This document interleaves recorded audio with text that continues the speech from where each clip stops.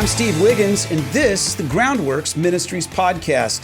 Today we're reading from the Gospel of John, chapter 16, so let's focus on verses 7b through 13a.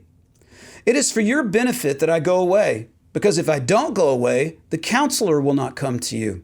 If I go, I will send him to you, and when he comes, he will convict the world about sin, righteousness, and judgment.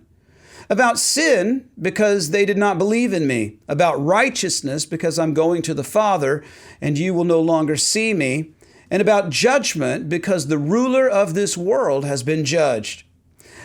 I still have many things to tell you, but you cannot bear them now. When the Spirit of truth comes, he will guide you into all truth. You know, there are practical reasons why the Messiah would take on flesh and dwell among us as a man. To take mankind's sin upon himself, he chose to suffer in a man's flesh. To demonstrate that God's Spirit was willing to inhabit and to work through a fleshly man, Jesus came as a man. Jesus also chose to come as a man so that he might develop personal human relationships. He was fully God and yet fully man. And that being said, there was one limitation to Jesus in the flesh. He could only be at one place at one time. So as important as the healing and teaching and the atoning work of Jesus was, his return to heaven, that is his resurrection, was of utmost importance. You see, Jesus' resurrection proved that his sacrifice pleased God. It also communicated that given that we have a saving relationship with Jesus, God would be willing to raise us up as well. You know, the resurrection also made practical earthly ministry sense.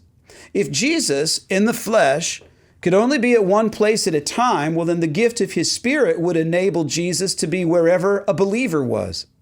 So the power of God's Spirit working through the individual surrendered followers in accordance with Jesus' name and multiplied by thousands, well, that was the growth catalyst for the early church. You know, Jesus in John 14, verses 12 through 14, told his disciples that collectively, together, they would accomplish more than him. He said this, "I assure you, the one who believes in me will also do the works that I did, and he will even do greater works than these, because I'm going to the Father. Whatever you ask in my name, I will do it so that the Father may be glorified in the Son. If you ask me anything in my name, I will do it." John 14, 12 through 14. You know, the effectiveness of the church draws from the ever-present power of the Holy Spirit, acting in accordance with the Father's will and his word to spread the good news of the Messiah, Jesus. Jesus ministered on earth 3 short years, and then he ascended to the right hand of the Father. He was one man serving one place at a time. And today, the greater body of believers is millions strong. Imagine what the Lord could do through us if we were equipped in his word, empowered by his Holy Spirit, and we had the desire to work together. I'm Steve Wiggins, and this is the Groundworks Ministries podcast. Check us out at groundworksministries.com.